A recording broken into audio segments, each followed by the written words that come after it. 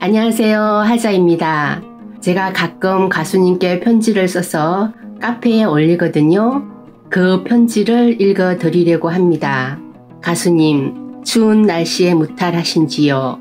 저는 요즘 가수님을 기다리는 동안 책을 읽으며 시간을 보내곤 합니다. 어제 제가 읽었던 책이 고전소설 몬테크리스토 백작이에요. 몬테크리스토 백작은 음모로 인해 억울하게 투옥되어 감옥에 갇힌 에드몽의 이야기를 다루고 있죠. 제가 이 책을 선택한 이유가 혹시 짐작이 되시는지요? 주인공 에드몽은 처음에는 자신에게 닥친 상황에 절망하며 삶을 포기하려 하죠. 그러나 감옥 동료 파리아 신부를 만나면서 생각이 조금씩 바뀌게 되죠. 파리아는 에몽드에게 세상의 지식과 생존에 대한 교훈을 가르치며 희망의 중요성을 일깨웁니다. 에몽드가 말합니다. 신부님, 이렇게 끝없는 어둠 속에서 뭘 더 기대할 수 있겠습니까? 아무것도 남지 않았습니다. 희망조차 없습니다. 파리아 신부가 말했습니다. 희망이 없다고 생각하는 건 자네가 스스로 기다림을 포기했기 때문일세. 에몽드가 말했습니다. 기다린다고 해서 뭐가 달라질까요? 이 감옥에서 빠져나가는 일은 불가능해 보입니다. 파리아 신부가 말했습니다.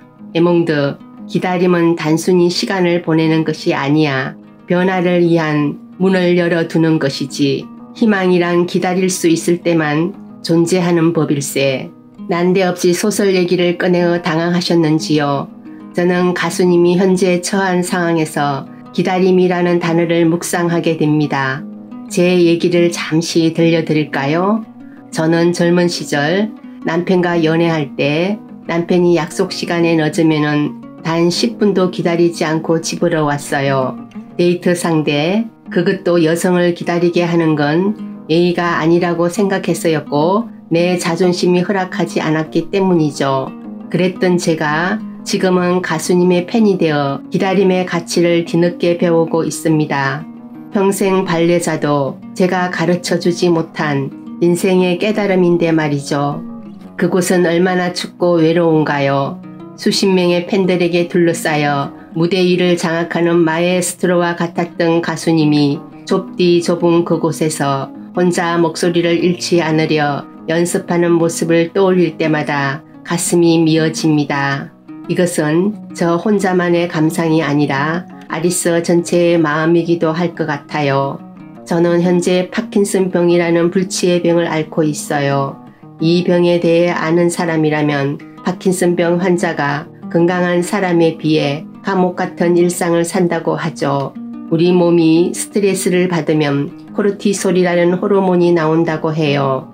저는 가수님의 팬이 되기 전 뇌에서 코르티솔을 달고 다니던 사람이었죠. 그만큼 힘들고 고통스러운 시간을 견디었고 내가 이 병을 견디면서 삶을 살아나가야 한다는 사실을 받아들이기가 어려웠죠. 한마디로 지옥 같은 하루하루였습니다. 그런데 그런 제 일상을 바꾼 것이 바로 가수님의 노래였습니다. 가수님을 통해 이탈리아 깐초네의 매력을 알게 되었고 가사를 이해할 수 없었음에도 그 노래의 의미가 무엇인지 가수님의 몸짓과 표정은 저에게 그 뜻이 온전히 전달되더군요. 그때 처음으로 노래를 들으며 눈물을 흘렸죠.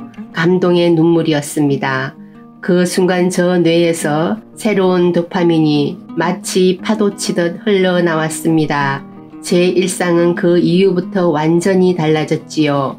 매일 아침에 눈을 떠서 가수님의 노래를 듣고 창문을 통해 쏟아지는 아침 햇살에 감격하며 거리에서 만나는 낯선 사람들에게 미소를 짓기 시작했지요. 하루아침에 달라진 제 모습에 가족들은 깜짝 놀라고 말았습니다. 그동안 아무리 해도 굳은 표정이 풀리지 않던 저였으니까요. 그런데 이제는 내가 남은 삶을 어떻게 살아야 하고 내 삶의 행복이 어디에 있는지 깨닫고 그것에 의지해야 한다는 걸 스스로 알게 되었어요.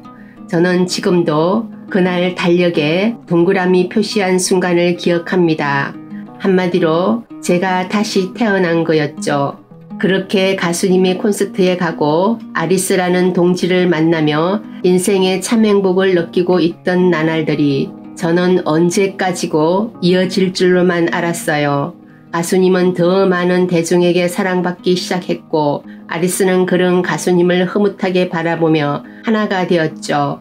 그런데 세상은 참 차갑고 무섭게도 가수님의 인기와 명예를 질투하더군요.